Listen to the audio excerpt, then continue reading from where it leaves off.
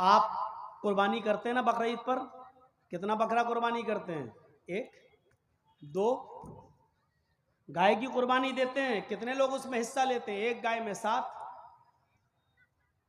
आप एक हिस्सा ले लोगे, 2 हिस्सा ले लोगे, 3 हिस्सा ले लोगे, और क्या, या ज्यादा से ज्यादा पूरी गाय कर लोगे।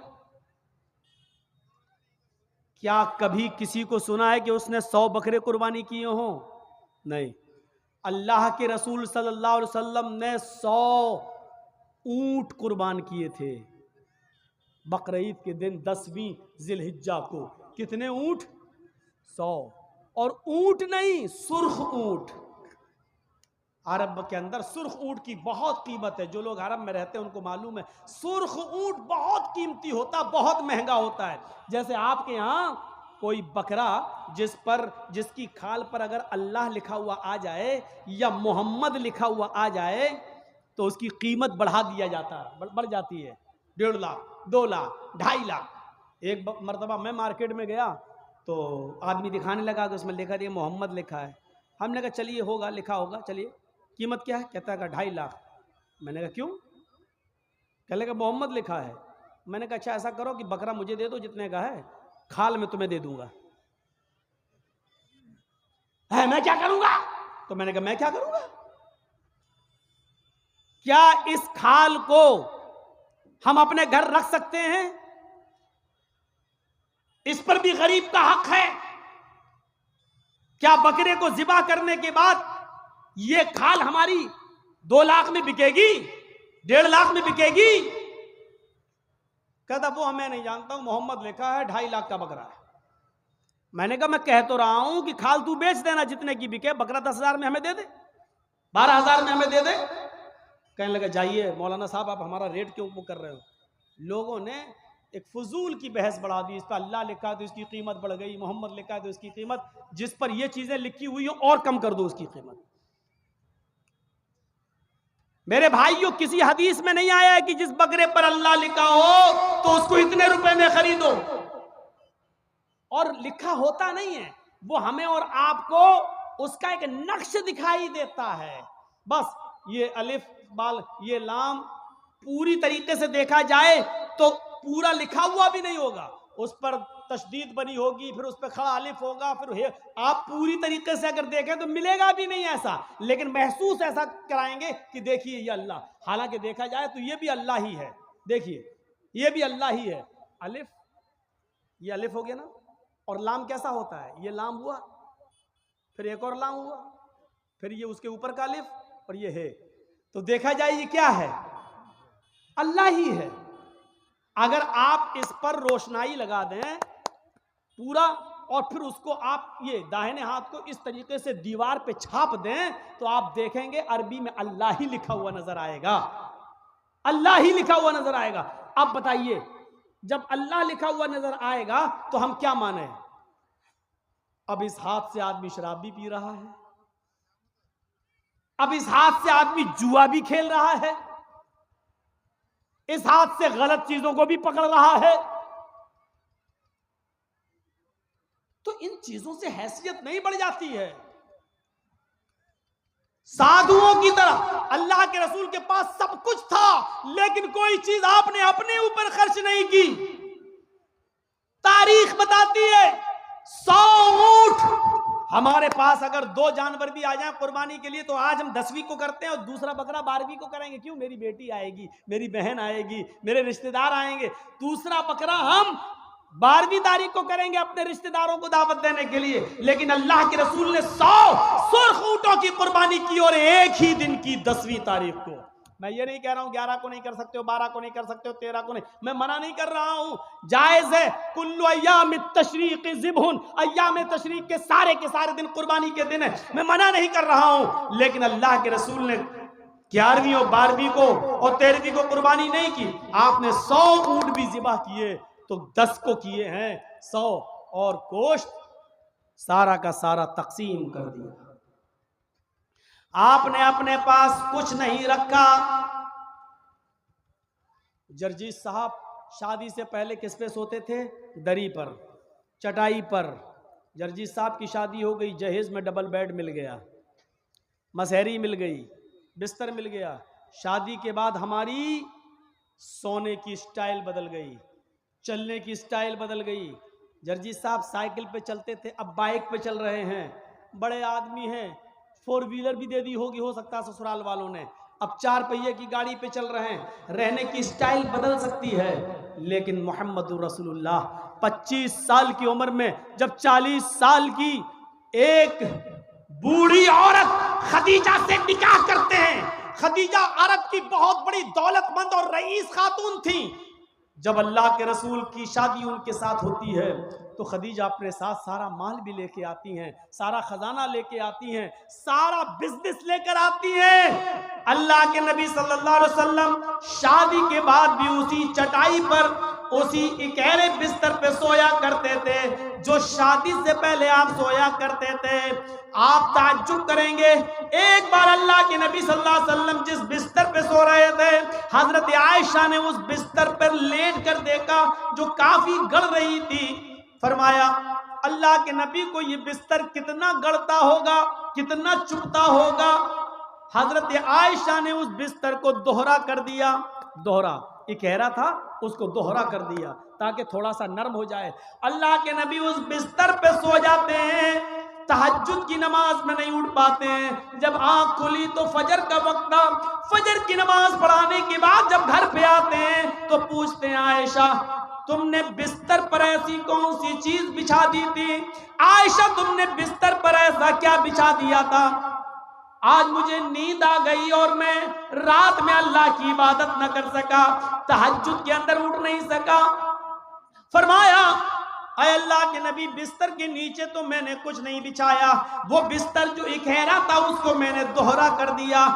मैंने लेट कर देखा, आपको कैसे नींद आती होगी, वो तो काफी चुभ रहा था, काफी गड़ रहा था, मैंने उसको दोहरा कर दिया। फरमाया आयशा ऐसा मत करो, जैसा बिस्तर पहले बिछाती थी उसी तरह बिछाओ, बिस्तर को इकहरा रहने दो। मेरी पीठ पर गड़ता है तो गड़ने दो, मेरी पीठ पर चुभता है तो चुभने दो। जब बिस्तर गड़ता था चुभता था तो मेरी आंख खुल जाती थी और मैं रात में उठकर तहज्जुद की नमाज पढ़ लिया करता था, अल्लाह को याद कर लिया करता था। आयशा आइंदा बिस्तर उसी तरह बिछाओ, मेरे लिए आराम का ऐसा इंतजाम न करो कि बिस्तर पर मुझे नींद आ जाए और फिर मैं उस रात में उठकर अल्लाह को याद न कर सकूं, उस रात उठकर मैं अल्लाह को का जिक्र न कर सकूं, तहज्जुद की नमाज न पढ़ सकूं।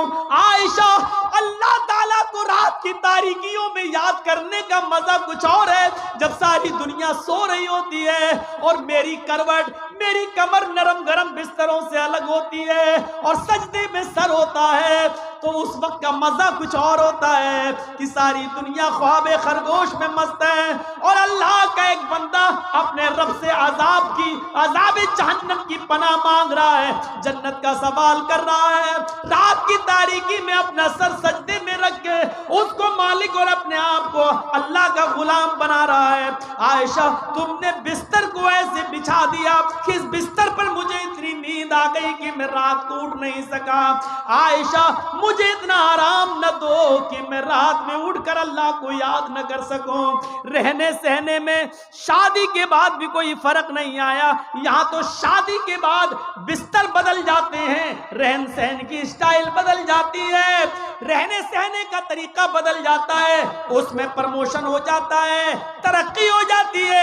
लेकिन मोहम्मद रसूलुल्लाह की जिंदगी पे नजर डालो कि अल्लाह के नबी ने शादी से पहले जिस बिस्तर पे लेटते थे शादी के बाद भी उसी बिस्तर पर, जबकि खदीजा की दौलत नबी के कदमों पे थी, लेकिन अल्लाह के नबी ने खदीजा की दौलत को अपने ऊपर इस्तेमाल नहीं किया।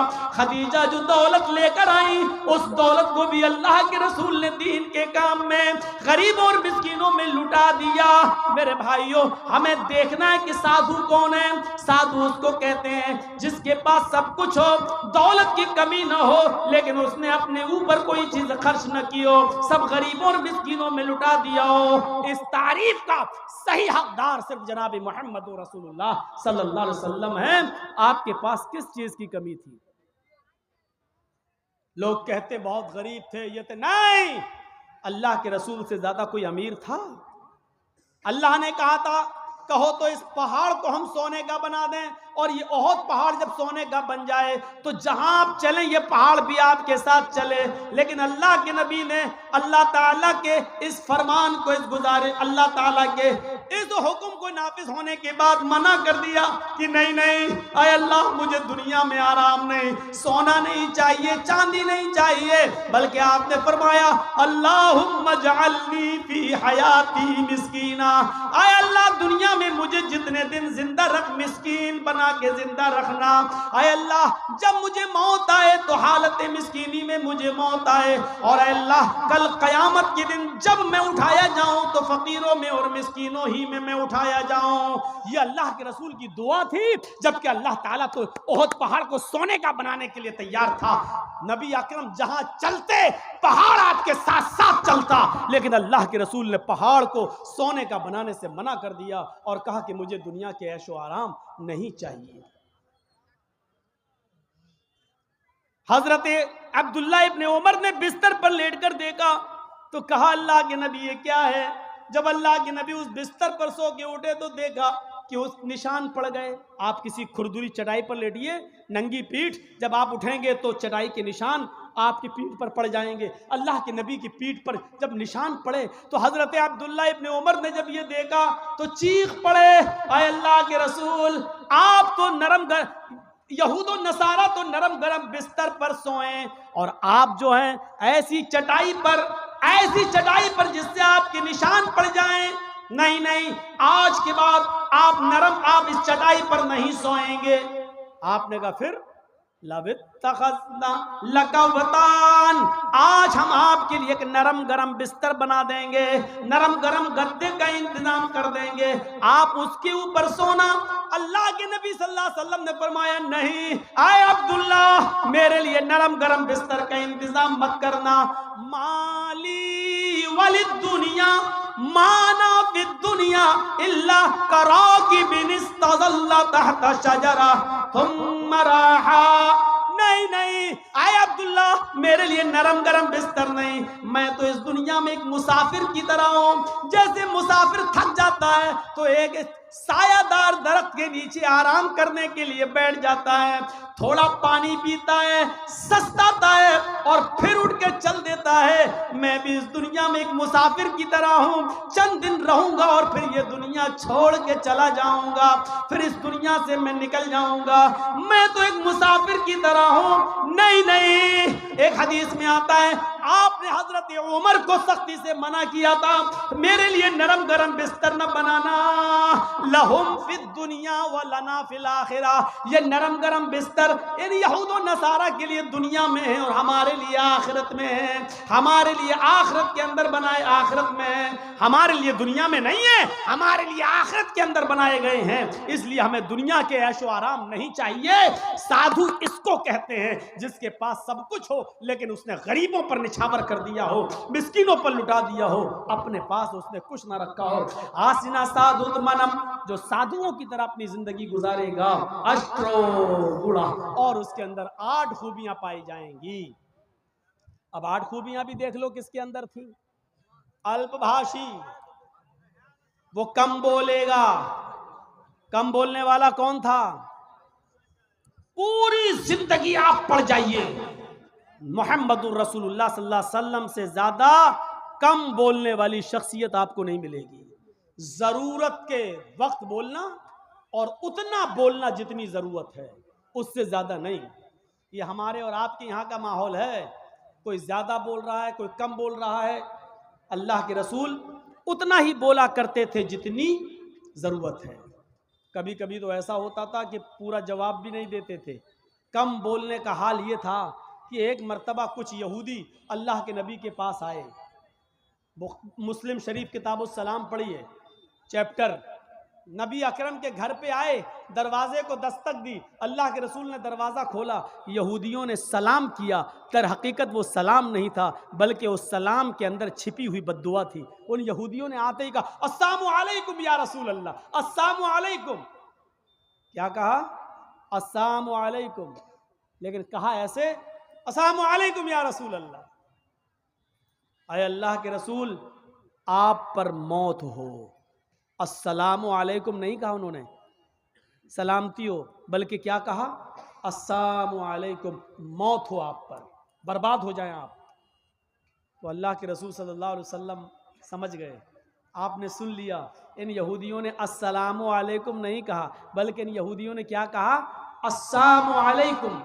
तो अल्लाह के रसूल ने इतना कम जवाब दिया, मुख्तसर, चूंकि आप कम बोलते थे, आपने उसका बहुत ही शॉर्ट में जवाब दिया, वालेकुम। यहूदी झिलमिला गए।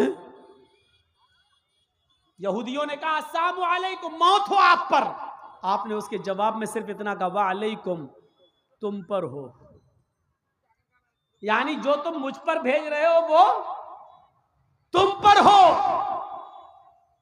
हजरत आयशा ने जब सुना तो उन्होंने अंदर से पर्दे की ओर से चीखते हुए कहा, वालेकुमुस्सलाम या यहूद व लानतुल्लाह। आए यहूदियों, मेरे शौहर पर तुम मौत भेजते हो, तुम पर मौत हो और अल्लाह की लानत हो। तो अल्लाह के रसूल ने हजरत आयशा को डांटा था और कहा था, आयशा ये तुमने गलत किया, आयशा तुम्हें ऐसा नहीं करना था।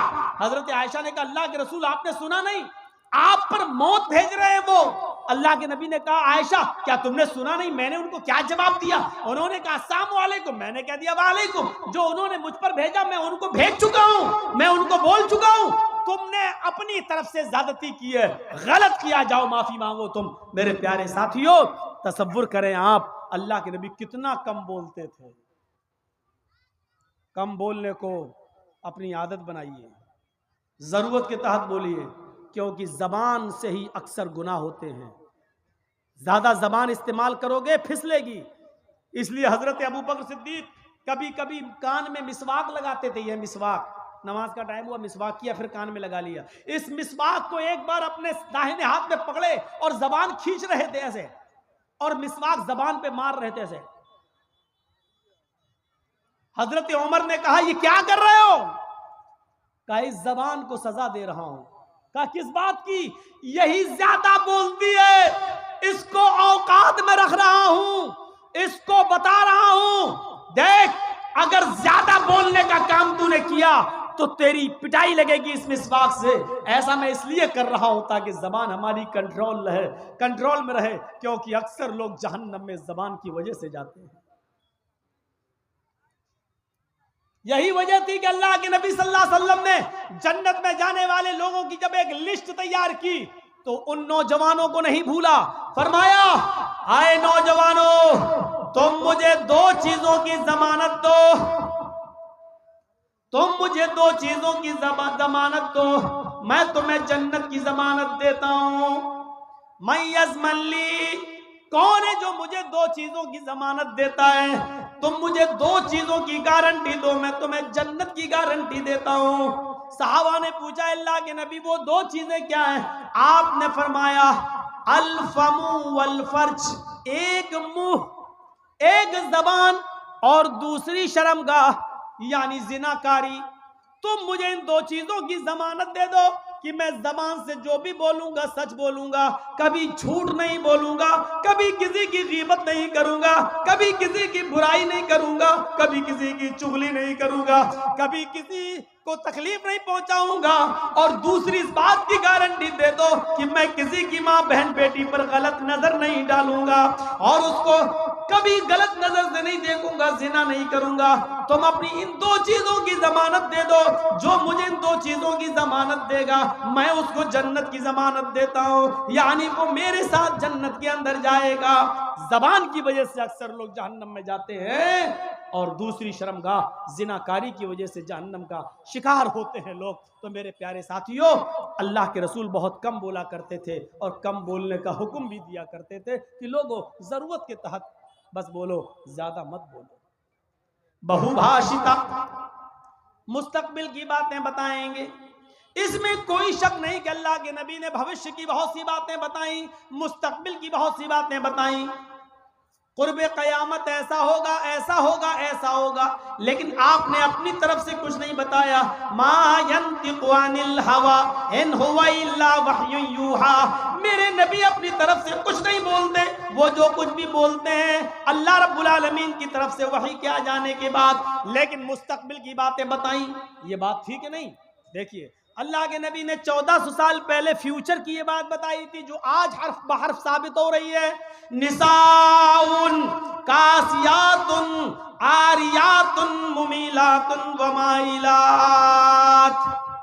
एक ऐसा जमाना आ जाएगा, एक ऐसा जमाना आ जाएगा कि तुम देखोगे लोगों को, तुम देखोगे औरतों को, तुम देखोगे लेडीज को, तुम देखोगे ख्वातीन को, तुम औरतों को देखोगे कासियात, देखने में तो वो कपड़े पहने हुए दिखाई देंगी, बज़ाहिर तो उनके जिस्म पर कपड़ा होगा।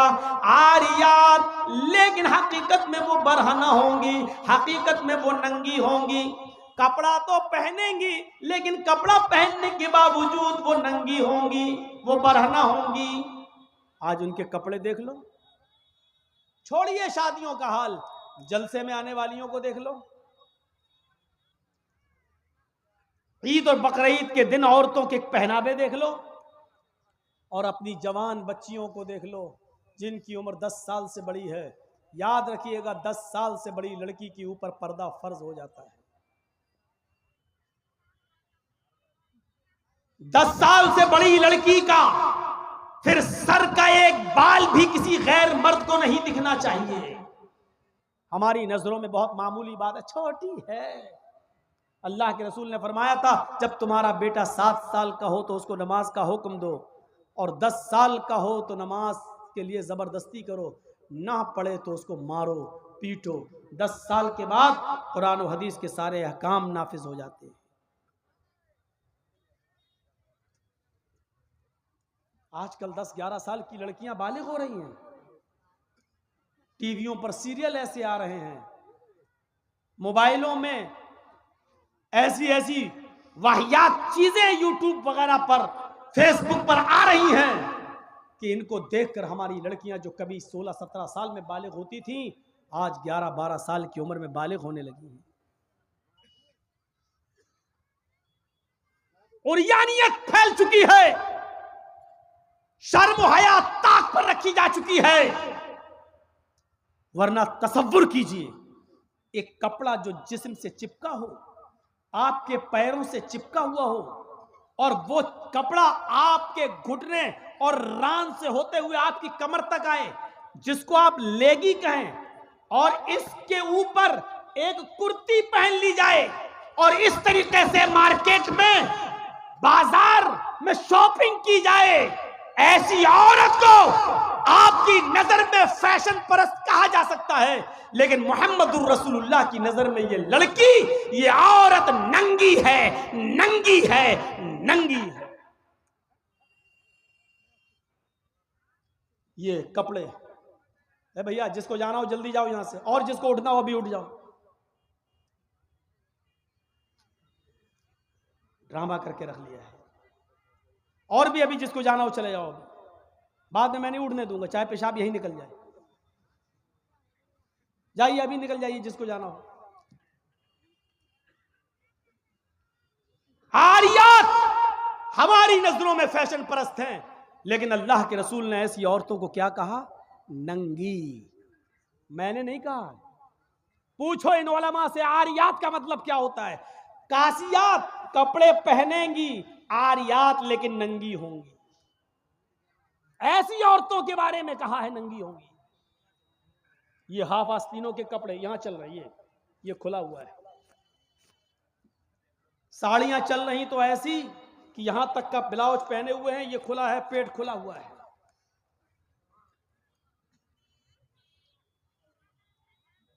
और जो चंद बुरके अब चल भी रहे हैं बिहार बंगाल में, पहले तो चलते नहीं थे, तो अब बुरकों में भी डिजाइन चलने लगी है। कड़े हुए बुरके, डिजाइनदार बुरके। अब एक बात बताइए, बुरके को आप एक तो डिजाइनदार बना रहे हैं, और दूसरा जब औरत या लड़की जब बुरका ओढ़ती है तो सीने पर फूल बना दिए हैं। ये बताइए यहां फूल बनाने की क्या जरूरत थी?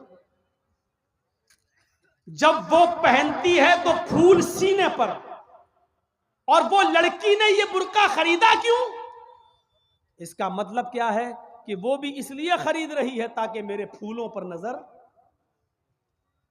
ये सुनना पड़ेगा, तुम्हें नहीं तुम्हारे बाप को भी सुनना पड़ेगा।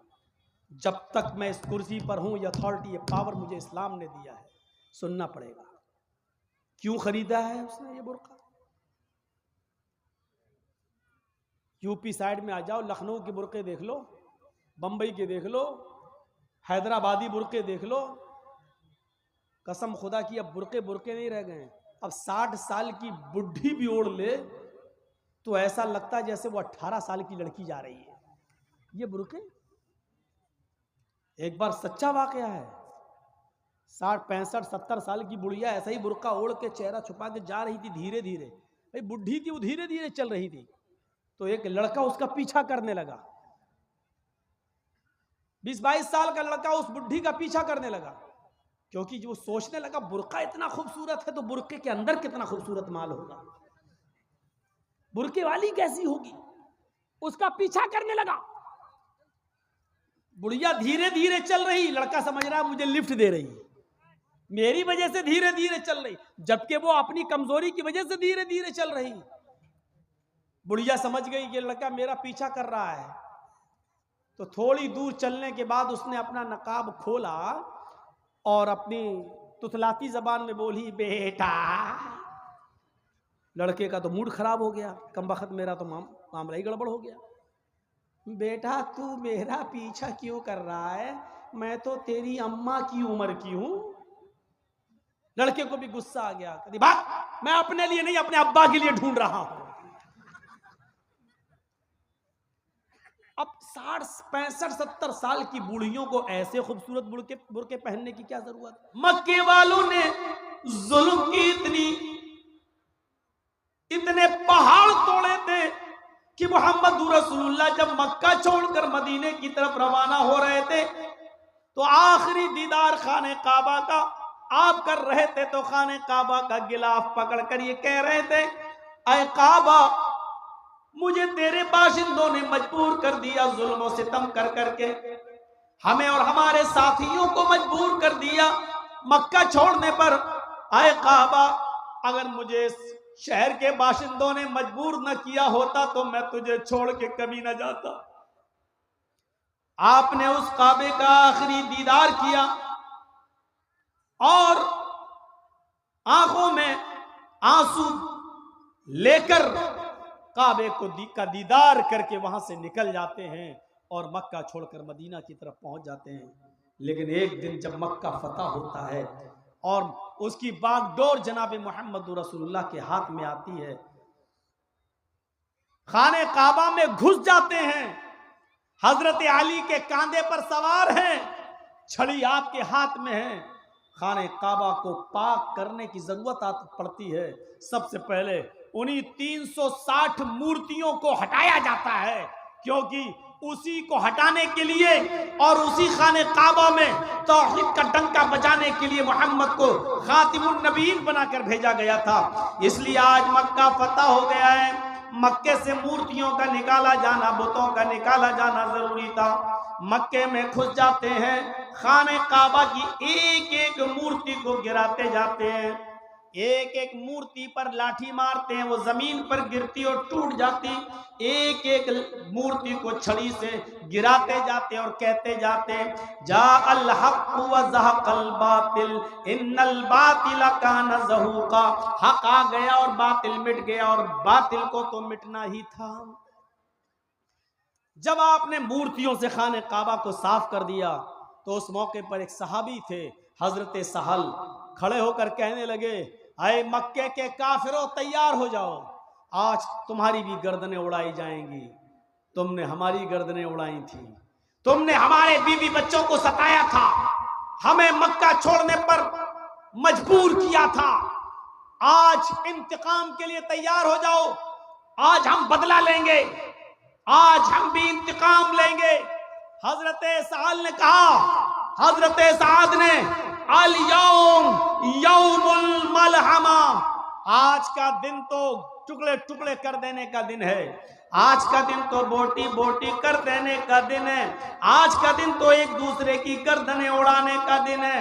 आज तो तुमने, आज मक्का हमारे हाथ में आ गया है, आए मक्के के काफिरों, आज तुम्हारी गर्दनें उड़ाई जाएंगी, आज तुम्हें कत्ल किया जाएगा, आज तुम्हारे किए हुए एक एक जुल्म और एक एक जुर्म का इंतकाम लिया जाएगा, बदला लिया जाएगा। जैसे हजरत साद ये पुकारते हैं, दूसरी जगह मोहम्मद रसूलुल्लाह सल्लल्लाहु अलैहि वसल्लम बैठे हुए थे, वो फरमाते नहीं, आए मक्के के काफिरों, तुम्हें साद के इन जुमलों से डरने की जरूरत नहीं है, आज तुम्हारे ऊपर कोई खौफ नहीं है, आज तुम्हें डरने की कोई जरूरत नहीं है। साद ने तो इंतकाम की भावना में कह दिया कि आज का दिन बदले का दिन है, आज के दिन गर्दनें उड़ाई जाएंगी, बल अल-यौम यौमुल मरहमा, आज का दिन बोटी बोटी करने का नहीं, आज का दिन तो रहमो करम करने का दिन है, आज का दिन तो आफू दरगुजर का दिन है, आज का दिन तो एक दूसरे को माफ कर देने का दिन है, आज का दिन तो एक दूसरे को नजरअंदाज कर देने का दिन है, आज का दिन तो एक दूसरे को माफी देने का दिन है। आओ अपने जुर्मों की माफी मांगो, हम माफ करने के लिए तैयार हैं। और आपने मक्के के अंदर एक एक मुजरिम को माफ किया, और जुर्म भी ऐसा वैसा नहीं, बहुत खतरनाक जुर्म जिन्होंने किए। हिंद आती है जिसने हमजा का कलेजा निकाला था, वो हिंद आती है जिसने हमजा की नाक काटी थी, कान काटा था और उसका हार बनाकर अपने गले में पहना था, वो हिंद आती है जिसने हमजा का पेट फाड़ा था, हमजा का पेट फाड़कर कलेजा निकाला था, कलेजे की बोटियों को जबान पे रखकर दांतों से चबाया था, खाने की कोशिश की लेकिन दिल गवारा नहीं किया, इसलिए थूक देती है। वो हिंदा सामने खड़ी है जिसने मोहम्मद रसूलुल्लाह के चचा हमजा की गर्दन काटी हो, नाक काटी हो, कान काटा हो और उसका हार बनाकर गले में पहना हो। वो हिंदा सामने खड़ी है जिसने हमजा का पेट फाड़ा हो, कलेजा निकाला हो और कलेजे को अपने दांतों में रखकर चबाया हो और थूक दिया हो। वो हिंदा सामने खड़ी है, आज अपने जुर्म की माफी मांग रही है। कोई भी बागैरत दिल इस जुर्म के बाद इसी ऐसी औरत को माफ करने के लिए तैयार नहीं होगा। देख लीजिए, वो एक लड़की जिसका रेप हुआ था और उसके बाद मार डाला गया है निर्भया को, और आप देख लीजिएगा उसके चारों कातिलों को जो फांसी दी गई थी अभी चंद महीने पहले या 1-2 साल पहले, जो फांसी के तख्ते पर लटकाया गया, आखिरी वक्त तक भी निर्भया की मां ने और निर्भया के बाप ने उन मुजरिमों को माफ नहीं किया। हर कोई अपने रिश्तेदार के कातिल को माफ करना गवारा नहीं करता। खुद आपका बेटा जिसने आपके आंखों के सामने मार डाला हो, क्या आपका कलेजा उसको माफ कर देगा? आपका दिल कभी गवारा नहीं होगा। आप तो चाहेंगे कि इसको तड़पा तड़पा के मारा जाए। नबी अकरम के सामने हिंदा खड़ी है, हुकूमत नबी की, सल्तनत नबी की, जिम्मेदार नबी, पूरे मक्के की बागडोर नबी के हाथ में, और हिंदा कह रही है कि हाँ मैंने ये जुर्म किया है, अय अल्लाह के रसूल हमें माफ कर दीजिए। और आप अपने कलेजे पर पत्थर रखकर, अपने दिल पर पत्थर रखकर कहते हिंदा जा, मैंने तुझे माफ कर दिया, लेकिन एक रिक्वेस्ट है, एक अपील है, एक गुजारिश है, मेरे सामने मत आना, कभी भी मेरे आंखों के सामने मत आना। हिंदा, जब तू मेरी आंखों के सामने आती है तो मुझे अपने चचा की लाश याद आ जाती है, अपने चचा का चेहरा याद आ जाता है, उसके चेहरे पर कटी हुई नाक और कटा हुआ कान याद आ जाता है, उसका फटा हुआ पेट मुझे याद आ जाता है, उसके पेट से निकला हुआ कलेजा मोहम्मद की नजरों के सामने आ जाता है। हिंदा, मैंने माफ तो किया लेकिन मेरे सामने मत आना, इसलिए कि तू जब आती है तो मुझे मेरे चचा की याद आ जाती है। रहमतुल लिल आलमीन की रहमत देखो एक दुश्मन के साथ। वो अलग बात है कि हिंदा बाद में इस्लाम ले आई, लेकिन आपने उस वक्त उसको माफ कर दिया। कहां मिलेगी ऐसी रहमत? सच कहा कुरान ने, आदम से लेकर ईसा तक जितने भी नबी आए, हर नबी एक कौम एक कबीले के लिए, लेकिन जो भी आया उसने आखिरी नबी के बारे में जरूर बता दिया कि एक नबी आएंगे, सारी कायनात के होंगे। वइज़ अख़ज़ल्लाहु मीसाक़न नबिय्यीन, और जब अल्लाह ने सारे नबियों से एक अहद लिया, जब अल्लाह ने सारे नबियों से एक वादा लिया, जिनको भी इस दुनिया में भेजा, एक अहद लिया, एक वादा लिया, लमा आतैतुकुम मिन किताबि व हिकमा, आए नबियों, हाय पैगंबरों, हमने तुम्हें जो किताब व हिकमत में से जो चीजें तुम्हें दी हैं, इसको लेकर तुम दुनिया में जा तो रहे हो, लेकिन अगर तुम्हारी जिंदगी में मेरा आखिरी नबी आ जाए, थुम्मा जाअकुम रसूलुम मुसद्दिकुल लिमा मअकुम, तुम्हारी जिंदगी में मेरे आखिरी पैगंबर आ जाएं, तुम्हारी जिंदगी में जनाबी मुहम्मदुर रसूलुल्लाह आ जाएं, और वो उस चीज की तस्दीक करें जो तुम लेकर जा रहे हो, उस चीज की पुष्टि करें जो तुम लेकर जा रहे हो, तो तुम्हारी जिम्मेदारी क्या होनी चाहिए, तुम्हारी ड्यूटी क्या होनी चाहिए? लतुमिनुन्न बिही व लतंसुरुन्नहु, हाय मूसा, हाय ईसा, हाय इब्राहिम, हाय ज़करिया, हाय नूह, हाय यहया, हाय पैगंबरों, अगर तुम्हारी जिंदगी में आखिरी नबी आ जाएं, लतुमिनुन्न बिही व लतंसुरुन्नहु, तो तुम सारे के सारे पैगंबर उस नबी के ऊपर ईमान ले आना, आखिरी नबी जनाबी मुहम्मदुर रसूलुल्लाह की रिसालत को तस्लीम कर लेना, और वो जो मिशन लेकर गए उनके मिशन में उनकी मदद भी करना, वला तंसुरुन्नहु, उनके मिशन में, उनके वर्क्स में, उनके कामों में तुम उनकी मदद भी करना। आदम से लेकर ईसा तक सारे नबियों ने आखिरी नबी के बारे में पेशीन गोई की, बताया है। श्रीमद् भागवत महान पुराण जो वेदों की व्याख्या कहलाती है, खुलासा कहलाता है, देखिए एक मंत्र पढ़ने जा रहा हूं इस किताब के स्कंद 12 अध्याय 2 के मंत्र नंबर 19 से। इस मंत्र को सुनिए, और इस मंत्र में भी मोहम्मद रसूलुल्लाह की पेशीन गोइयां बताई जा रही हैं। अश्वमा शुगमारूहा देवदत्त जगतपति आसीन साधुदमनम षटेश्वर्य गुणन्वितः अष्ट्रो गुणः अल्पभाषी बहुभाषी ज्ञानी श्रुतु ज्ञानी प्राकर्मी कीर्तज्ञ दानी कृपालु। अब क्या हो गया? ऐसे चिल्लाते हैं जैसे किसी औरत को बच्चा पैदा होता तो वो चिल्लाती रोती है, बिल्कुल वही।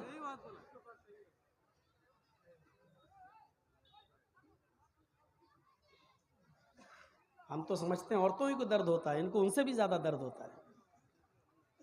ए भैया बैठ जाओ, ये देखो सामने क्या कर रहे हैं, चंदा कर रहे हैं ना, तब ठीक है, तब ठीक, जाओ जाओ जाओ। उसके लिए हम मना नहीं करेंगे, उसी के लिए तो जलसा हो रहा है। अब मंत्र पढ़ने पे आए तो आप लोग शोर करने लगे। अश्वमा शुगमारूहा देवदत्त जगतपति, अंतिम ऋषि को, कल्कि को, एक अश्व कहते हैं संस्कृत में घोड़े को, और शुगमारूहा, शुगमारूहा बिजली से भी ज्यादा तेज रफ्तार से चलने वाला। तो उस जमाने में बिजली तो थी नहीं, तो ये शब्द कहां से आ गया बिजली से ज्यादा? तो आसमानी बिजली मुराद है। आसमान से जो बिजली चमकती है उसकी रफ्तार होती है, जो आसमान में कड़क होती है बिजली, 1 सेकंड में 1,86,000 मील।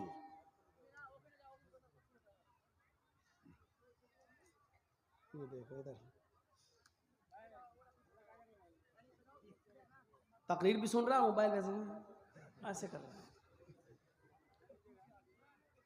तो ऐसा घोड़ा दिया जाएगा अंतिम ऋषि को, आखिरी नबी को ऐसा घोड़ा मिलेगा, शुगमारूहा, जो बिजली से भी ज्यादा तेज रफ्तार से चलेगा,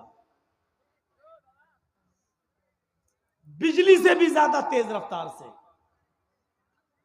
और वो घोड़ा कौन देगा? देवदत्त, देव, अल्लाह, ईश्वर, भगवान दत्त देगा। वो घोड़ा अल्लाह की तरफ से, ईश्वर की तरफ से उसको दिया जाएगा, गॉड गिफ्ट, अल्लाह की तरफ से उसको मिलेगा। और किसको मिलेगा? उसका नाम आगे आ रहा, जगतपति।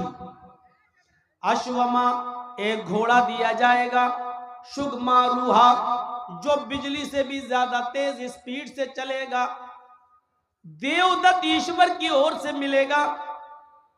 जगतपति उसको दिया जाएगा जो पूरे विश्व का, पूरी दुनिया का पति होगा, पूरी दुनिया का रक्षक होगा, पूरी दुनिया का हिफाजत करने वाला, पूरे विश्व का रक्षक। पति के माना रक्षक, पति के माना दूल्हा नहीं होता है। पति इसीलिए कहा जाता है किसी औरत के दूल्हा को, क्योंकि वो अपनी पत्नी की इज्जत और उसकी आबरू की रक्षा करता है। उसको क्या कहा जाता है? पति। ये इसका पति है। पति का मतलब रक्षक है। यानी एक मर्द ने किसी औरत से निकाह करके उसको अपनी रक्षा में ले लिया है, अब उसको हजारों गंदी नजरों से बचा लिया है, उसका वो रक्षक हो गया है, उसका वो मुहाफिज हो गया है। तो पति का माना क्या होता है? मुहाफिज। पति के माना दूल्हा नहीं होता। अगर पति के माना दूल्हा किया जाने लगे तो बहुत गड़बड़ी पैदा हो जाएगी। सेनापति, तर्जुमा करो, क्या करोगे? पूरी सेना का दूल्हा। सेना का कोई दूल्हा होता है? सेनापति का मतलब पूरी सेना का रक्षक। राष्ट्रपति, क्या तर्जमा करोगे? पूरे राष्ट्र का, पूरे देश का रक्षक।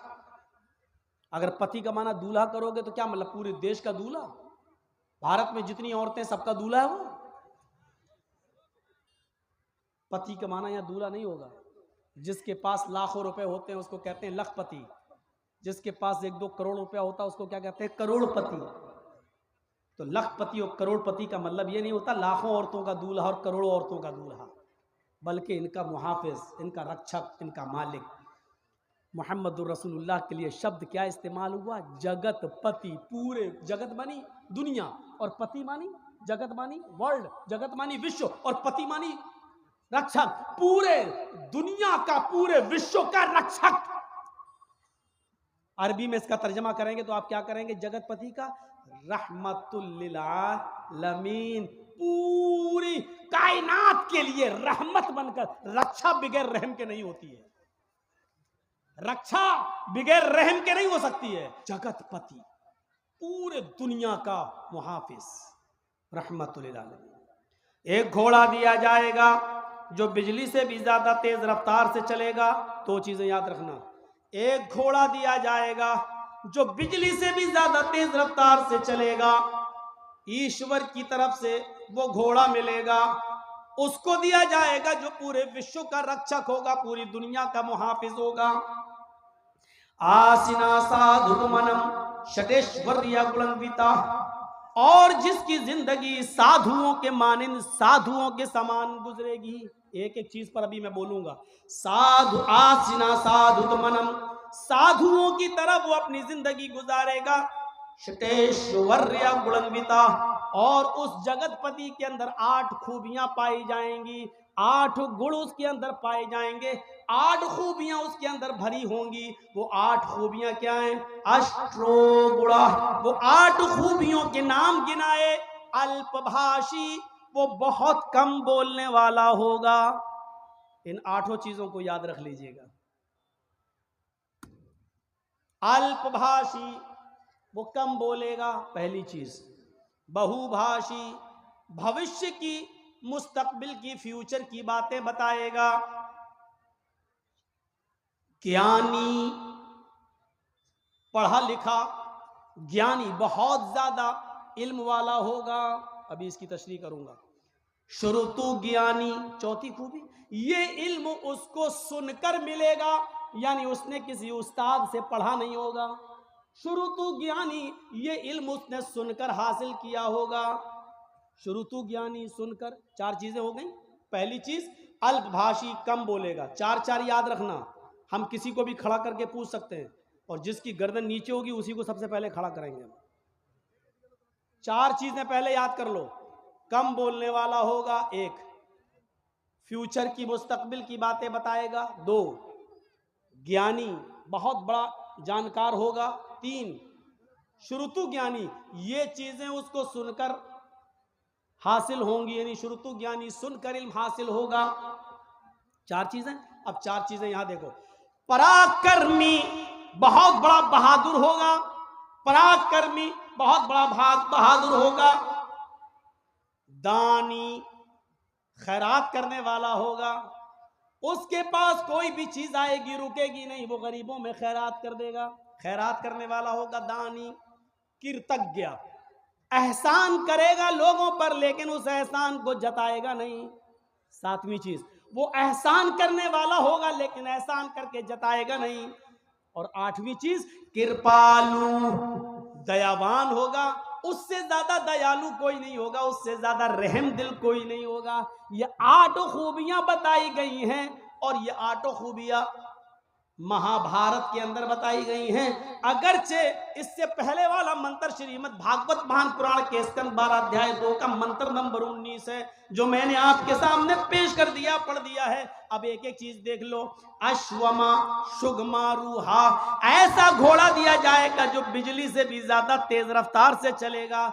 अल्लाह के नबी को एक ऐसी सवारी मिली थी जो बिजली से ज्यादा तेज रफ्तार चलती थी। अरबी जबान में बिजली को क्या कहते हैं? बर्क, अल बर्क, आसमान की बिजली को। और ये लाइट वाली बिजली जो जलती है, जो हमारे यहाँ करंट आता है, उसको अलकहरुबा बोलते हैं। ये करंट वाली बिजली अलकहरुबा, ये नहीं, अल बर्क, जो आसमान पे बिजली चमकती है उसको क्या बोलते हैं अरबी में? बर्क। और अल्लाह के रसूल को जो सवारी मिली थी उसको क्या कहते हैं? बुर्राक। बर्क से बना है बुर्राक।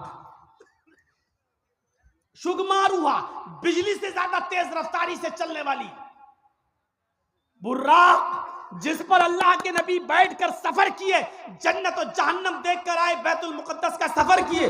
इसकी रफ्तार कितनी थी? खुद अल्लाह के नबी बयान करते हैं कि जब मैं बुर्राक पर बैठा और बुर्राक मुझे लेकर चली, तो जहां तक मेरी नजर जाती थी वहां तक उसका पहला कदम। इंसान की नजर कहां तक जाती है आप उसका अंदाजा नहीं लगा सकते हैं। ये लीजिए, मैंने आसमान पर नजर उठाई और 9 करोड़ 30 लाख मील की ऊंचाई पर हमने सूरज को देख लिया। हमने नजर उठाई 2,40,000 मील की दूरी पर हमने चांद को देख लिया। मेरे भाइयों, हमारी नजर जहां तक जा रही है उसका पहला कदम वहां तक होता था। अब आप अंदाजा लगा सकते हैं उसकी रफ्तार कितनी तेज होगी। तो अश्वमा शुगमारूहा, बिल्कुल वही चीज, बिजली से ज्यादा तेज रफ्तारी से चलने वाली सवारी। ये अल्लाह के नबी को मिली थी कि नहीं मिली थी? देवदत्त, अल्लाह की तरफ से मिलेगी, अल्लाह की तरफ से ही मिली थी। लेकिन बुर्राक पर बैठकर सफर करके जन्नत जहन्नम देख कर आने के बाद अल्लाह के नबी ने जमीन पर जब कदम रखा तो ये नहीं कहा कि अब मैं ऊंट का सफर नहीं करूंगा, अब मैं घोड़े का सफर नहीं करूंगा, मैं तो बुर्राक में बैठ के आया हूं। जर्जिस साहब को अगर 4 व्हीलर मिल जाए तो अब मोटरसाइकिल नहीं चलाएंगे। अरे नहीं, क्यों? 4 पहिया चलाने के बाद मोटरसाइकिल, मेरी इंसल्ट हो जाएगी। जिसके पास साइकिल हो और मोटरसाइकिल बाइक उसको मिल जाए, चाहे वो भीग ही में क्यों ना मिली हो, लेकिन उसका घमंड इतना बढ़ जाएगा, बाइक चलाने के बाद साइकिल चलाएंगे। लोग क्या कहेंगे, मेरे दोस्त क्या कहेंगे, साइकिल बाइक चलाने वाला, मतलब भीग में मिली हुई बाइक चला रहा है, वो शर्म महसूस नहीं कर रहा है, जबकि चुल्लू भर पानी में डूब के मर जाना चाहिए उस बाइक पर बैठने से पहले। किस बाइक पर? जो भीख में मिली है। समझ रहे हैं ना भीख? अरे जो लड़की के बाप ने दी है, शादी के मौके पर ले अपने दामाद को, बैठ। साइकिल चलाने में शर्म आ रही है, भीख मंगनी गाड़ी पे बैठने में शर्म नहीं आ रही है, जबकि चुल्लू भर पानी में उसी वक्त डूब के मर जाना चाहिए कि किस पे बैठे हैं? ससुर की दी हुई गाड़ी पर।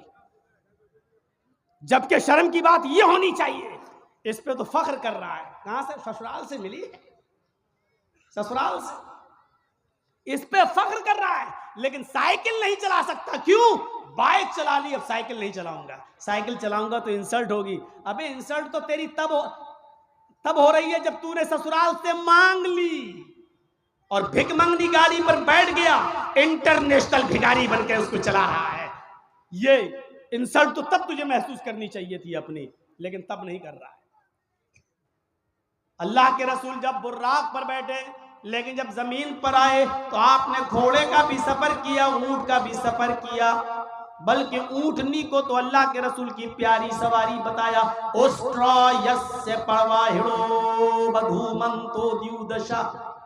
अथर्ववेद के 20वें कांड के अंदर 127वें सूक्त का दूसरे मंत्र में ये कहा गया है कि उसकी प्यारी सवारी ऊंट होगी, वो अक्सर ऊंट का सफर करेगा, ऊंट पर बैठेगा।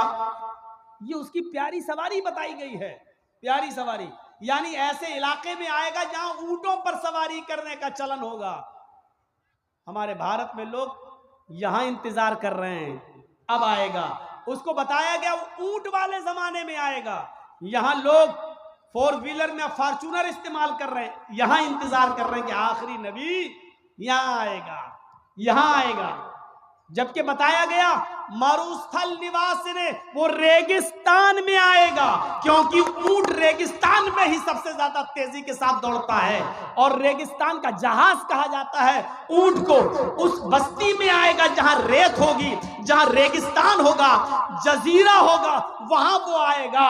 और यहाँ भारत में लोग इंतजार कर रहे हैं कि वो भारत में आएगा, जबकि उनकी किताबें कह रही हैं मरुस्थल निवास ने, वो मरुस्थल में निवास करेगा, वो मरुस्थल में आएगा। हाय गिरजानाथ मरुस्थल निवास ने, उसका मरुस्थल में आएगा और रेगिस्तानी इलाके में आएगा। उस्ट्रायस और उसकी प्यारी सवारी ऊंट होगी, वो ऊंट के ऊपर बैठेगा। यहां बताया गया कि वो घोड़े पर बैठेगा और बिजली से ज्यादा तेज रफ्तार से चलेगा और आकाश की यात्रा करेगा, यानी वो जन्नत जहन्नम देखने जाएगा।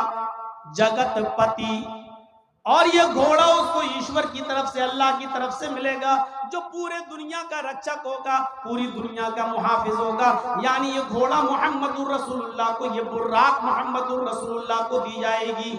आसिना साधुदमनम, और वो साधुओं की तरह अपनी जिंदगी व्यतीत करेगा, साधुओं की तरह अपनी जिंदगी गुजारेगा। साधु किसको कहते हैं ये सोच लीजिए। साधु उसको नहीं कहते हैं जो चोला पहन ले और बीवी बच्चों को छोड़ दे और जंगल में चला जाए, राम राम राम राम राम राम राम राम करता रहे। इसी तरीके से हमारे मुसलमानों में भी एक तबका पैदा हुआ जिसको सूफी कहा जाता है। वो तस्बीह हाथ में लेते हैं और अल्लाहू अल्लाहू, कभी कभी झटका मारते हैं, कभी देखिएगा आप झटके मारेंगे, अल्लाहू अल्लाहू अल्लाहू ऐसे करेंगे। कभी चिमटा ले लेंगे अपने हाथ में, चिमटी, ट्रेनों में मिलेंगे, अल्लाहू अल्लाहू अल्लाह, इस तरीके से करेंगे। ऐसा वो महसूस कराएंगे आपको कि हमारे अंदर अल्लाह घुस गया है, अल्लाह हमारे नस नस में है, अल्लाहू अल्लाहू, झटके मारेंगे। ऐसे लोग आपको जहां मिले इनको उल्टी छुरी से काटो। ये दुनिया के सबसे बड़े हराम खोर लोग हैं, कौम के ऊपर बोझ बने हैं। इनसे पूछो खाना कहां से आएगा, चुप, अल्लाहू अल्लाहू अल्लाहू। एक से मैंने पूछा भाई खाना कहां, शाम को खाना क्या कर, कहां से आएगा, अल्लाहू अल्लाहू। आपने कहा सुन लिया, अल्लाहू अल्लाहू, खाना कहां से आएगा शाम को, ये तो बताओ। अल्लाह देगा, अल्लाहू अल्लाहू अल्लाहू। मतलब मोहल्ले वाले उनको खाना पहुंचाते हैं। ये लोग हराम खोर लोग हैं, बीवी बच्चों को छोड़े बैठे हैं। बीवी बच्चों को छोड़कर किसी भी जगह चले जाना मेरे भाइयों, और इबादत में मसरूफ होना, ये सबसे बड़ा इस्लाम का, इस्लामी दुश्मनी है। ये इस्लाम दीन मुअतदिल है। मुअतदिल जानते हो, इस्लाम नमाज का हुक्म तो देता है, लेकिन पूरा दिन और पूरी रात मुसल्ला बिछा के नमाज पढ़ने की इजाजत आपको नहीं देता है। इस्लाम आपको रोजा रखने का हुक्म तो देता है, लेकिन कंटिन्यू और मुसलसल 12 महीने हर रोज रोजा रखने की इजाजत आपको नहीं देता है।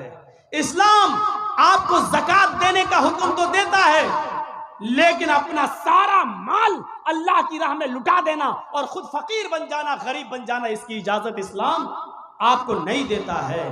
इस्लाम आपको हज की इजाजत तो देता है कि हज कीजिए, लेकिन यह नहीं कहता कि हज करने के लिए तुम अपना घर बेच दो, अपना मकान बेच दो, अपनी दुकान बेच दो, लेकिन हज करो।